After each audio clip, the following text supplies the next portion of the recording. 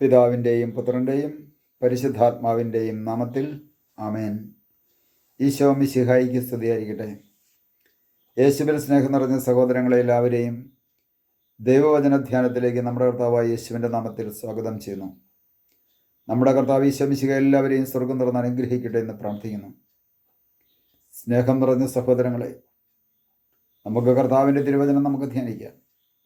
145-ാം സങ്കീർത്തനത്തിൻ്റെ 8-9 തിരുവചനത്തിൽ ഇപ്രകാരം പറയുന്നു: കർത്താവ് ക്ഷമാശീലനും സ്നേഹസമ്പന്നനുമാണ്. കർത്താവ് എല്ലാവർക്കും നല്ലവനാണ്. തൻ്റെ സർവ്വ സൃഷ്ടിയുടെയും മേൽ അവിടുന്ന് കരുണ ചൊരിയുന്നു. കർത്താവിൻ്റെ വചനം നമ്മളെ ഓർമ്മിപ്പിക്കുകയാണ്. അവിടുന്ന് സ്നേഹസമ്പന്നനാണ്. അവിടുത്തെ സ്നേഹത്താൽ നമ്മളെ നിറയ്ക്കുന്നു. നാം ഓരോരുത്തരും പാപികളായിരുന്ന കാലഘട്ടത്തിൽ നാം ഓരോരുത്തരും തിന്മ ചെയ്തുകൊണ്ട് ദൈവത്തിൽ നിന്ന് അകലുമ്പോഴും അവിടുന്ന് നമ്മെ സ്നേഹിക്കുന്നു. അവിടുന്ന് നമ്മളെ സ്നേഹിച്ചുകൊണ്ടിരിക്കുന്നു. ഇതൊരു വലിയ യാഥാർത്ഥ്യമാണ്. അവിടുന്ന് നമ്മളെ എന്നാലും ഒന്നും ശിക്ഷിക്കുന്നില്ല.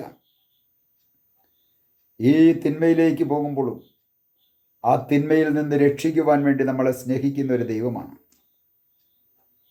അതാണ് ധൂർത്തപുത്രൻ.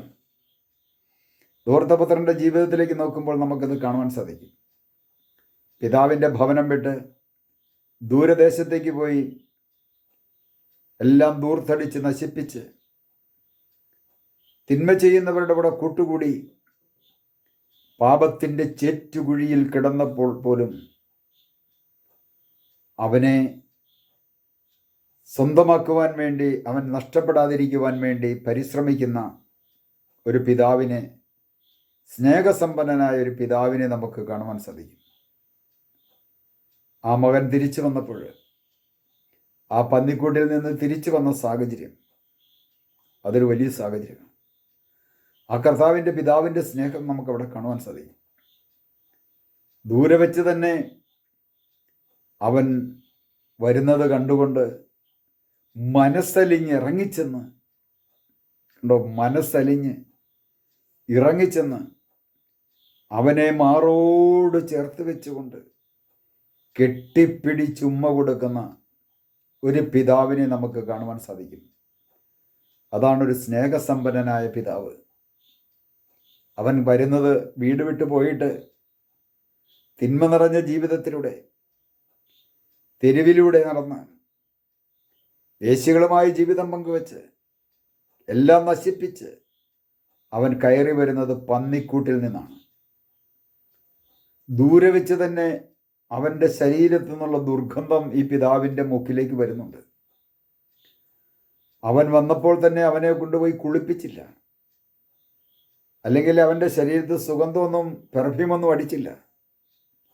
അവനായിരുന്ന സാഹചര്യത്തിൽ, അവൻ്റെ ആ പാപജീവിത സാഹചര്യത്തിൽ, അനുസരണക്കേടിൻ്റെ തിന്മയുടെ സാഹചര്യത്തിൽ പിതാവിൻ്റെതെല്ലാം നശിപ്പിച്ച് കളഞ്ഞ് ആ പാപകരമായ ജീവിതം നയിച്ച ആ വ്യക്തി മടങ്ങി വന്നപ്പോൾ അവൻ്റെ ആ ജീവിതത്തിൻ്റെ സകല കുറവുകളും ആ കർത്താവിൻ്റെ ഹൃദയത്തിലേക്കൊന്ന് ചേർത്ത് വെച്ചുകൊണ്ട് ആ കുറവുകളോട്, അവൻ്റെ കുറവുകളോട് ആ പിതാവിൻ്റെ ഹൃദയത്തിലേക്ക് ചേർത്ത് വെച്ചുകൊണ്ട് അവനെ ഓമനിക്കുന്ന ഒരു പിതാവ്.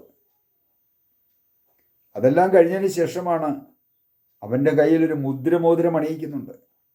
സ്നേഹസമ്പന്നനായ ഒരു പിതാവ് മുദ്രമോതിരം അണിയിച്ചുകൊണ്ടൊരു രാജകുമാരനായി ഉയർത്തുകയാണ് ചെയ്തത്. കാരണം രാജകുമാരന്മാർക്ക് ഉള്ളതാണ് മുദ്രമോതിരം. ഇതൊരു അധികാരത്തിൻ്റെ ചിഹ്നവും അടയാളം കൂടിയാണ്. മുദ്രമോതിരം, മുദ്രയടിക്കുന്നു, ഇനി അവൻ മാറിപ്പോകത്തില്ല. അതുപോലെ തന്നെ കാലിൽ ചെരുപ്പണിയിക്കുന്നു. അവൻ്റെ പാപത്തിൻ്റെ വസ്ത്രത്തെ മാറ്റി പുതിയ വസ്ത്രം, വെള്ള വസ്ത്രം കൊണ്ടവനെ അഭിഷേകം ചെയ്യുന്നു. ആ വെള്ള വസ്ത്രം അവനെ ധരിപ്പിക്കുന്നു. അവനെ തല്ലിയില്ല, അവൻ്റെ കാല് തല്ലി ഒടിച്ചില്ല, അവൻ്റെ പേര് കേസ് കൊടുത്തില്ല. നശിപ്പിച്ചതെല്ലാം തിരിച്ചു വന്നപ്പോഴും മാറോട് ചേർത്ത് ഓമനിക്കുന്ന ഒരു പിതാവ്. ഇതാണ് വചനം പറഞ്ഞത്: ക്ഷമാശീലനും സ്നേഹസമ്പന്നനുമാണ്. സ്നേഹത്തിൻ്റെ സമ്പന്നത ദൈവകരങ്ങളിലാണ്. പ്രിയ സഹോദര സഹോദരി, എന്നെ കേട്ടുകൊണ്ടിരിക്കുന്ന പ്രിയ മക്കളെ, ദൈവജനമേ, നാം ഏതെല്ലാം തരത്തിലുള്ള പാപങ്ങൾ ചെയ്ത്, ഏതെല്ലാം തരത്തിലുള്ള തിന്മയുടെ അടിമപ്പെട്ട് ജീവിക്കുന്ന വ്യക്തിയായിക്കോട്ടെ, ആ കർത്താവെങ്കിലേക്കൊന്ന് തിരിയുമ്പോൾ അവിടുന്ന് നമ്മുടെ അടുത്തേക്ക് ഇറങ്ങി വരും. അവിടുത്തെ സ്നേഹം നമ്മളിലേക്ക് ചൊരിയുവാൻ ഈ ഭൂമിയിൽ എത്ര ഉന്നതനായിട്ട് ജീവിക്കുന്ന വ്യക്തിയായിക്കോട്ടെ, എൻ്റെ ഭർത്താവ് എന്നെ സ്നേഹിക്കുന്നു, എൻ്റെ ഭാര്യ എന്നെ സ്നേഹിക്കുന്നു, എൻ്റെ മക്കൾ എന്നെ സ്നേഹിക്കുന്നു എന്നൊക്കെ പറഞ്ഞ് നടക്കുന്ന വ്യക്തിയായിക്കോട്ടെ, പ്രിയ സഹോദരങ്ങളെ, അവരൊക്കെ നിങ്ങളെ ഉപേക്ഷിക്കും. സകല കൂട്ടുകാരും നിങ്ങളെ ഉപേക്ഷിക്കും. മാതാപിതാക്കൾ ഒരു പക്ഷെ നിങ്ങളെ തള്ളിപ്പറഞ്ഞെന്നിരിക്കും. നീ ആ തരത്തിലുള്ള ഒരു കുടുക്കിൽപ്പെട്ട് കേസിൽപ്പെട്ട് കഴിഞ്ഞാൽ മാതാപിതാക്കളും നിന്നെ തള്ളിപ്പറഞ്ഞെന്നിരിക്കും. ജീവിത പങ്കാളി തള്ളിപ്പറയും, മക്കൾ തള്ളിപ്പറയും, ഇവരെല്ലാവരും തള്ളിപ്പറയും, സകലരും തള്ളിപ്പറയും. ഒരുപക്ഷെ ഒരു ചെറിയ സ്ട്രോക്ക് പോലെയുള്ള ഒരു രോഗം വന്ന് ഒന്ന് കടന്ന കിടപ്പിലേക്ക് വന്നു കഴിഞ്ഞു കഴിഞ്ഞാൽ ചത്ത് കിട്ടാൻ വേണ്ടിയിട്ട് നേർച്ച നേരും, അല്ല പ്രാർത്ഥിക്കും. എന്നാൽ കർത്താവ് ഈശോ മിശിഹാ അങ്ങനെയല്ല. സകലരും ഉപേക്ഷിക്കുമ്പോൾ, എല്ലാവരാലും ഒറ്റപ്പെട്ട അനുഭവത്തിലേക്ക് കടന്നു വരുമ്പോൾ, ഒറ്റപ്പെടുത്തുമ്പോൾ അവനെ ഹൃദയത്തോട് ചേർത്ത് വെച്ച് ഓമനിക്കുവാൻ പ്രിയ സഹോദര സഹോദരി, നിൻ്റെയും എൻ്റെയും ജീവിതത്തിൽ കർത്താവ് ഈശോ മിശിഹാ മാത്രമേ ഉണ്ടാകുകയുള്ളൂ. ബാക്കിയുള്ളവരെല്ലാവരും കൈവിടും. കാരണം അവിടുന്ന് സ്നേഹസമ്പന്നനാണ്, സ്നേഹത്തിൻ്റെ നിറകുടമാണ്, ക്ഷമാശീലനാണ്, സ്നേഹത്തിൻ്റെ നിറകുടമാണ്. നമുക്കൊരു നിമിഷം കർത്താവിനോട് പ്രാർത്ഥിക്കാം. കർത്താവ് ഈശോയെ, അവിടുന്ന് സ്നേഹത്തിൻ്റെ നിറകുടമാണല്ലോ, അവിടുന്ന് സ്നേഹസമ്പന്നനാണല്ലോ, അവിടുന്ന് ക്ഷമാശീലനാണല്ലോ.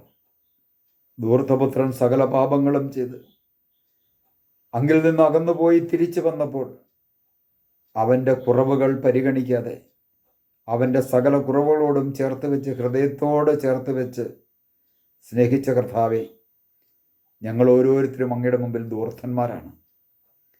അങ്ങയുടെ മുമ്പിലേക്ക് മടങ്ങി വരുമ്പോൾ അവിടുന്ന് ഞങ്ങളെ ഓരോരുത്തരെയും അങ്ങയുടെ ഹൃദയത്തോട് ചേർത്ത് വെച്ച് ഓമനിക്കുമെന്ന് ഞങ്ങൾ വിശ്വസിക്കുന്നു. കർത്താവേ, അതിനായി നന്ദി പറയുന്നു.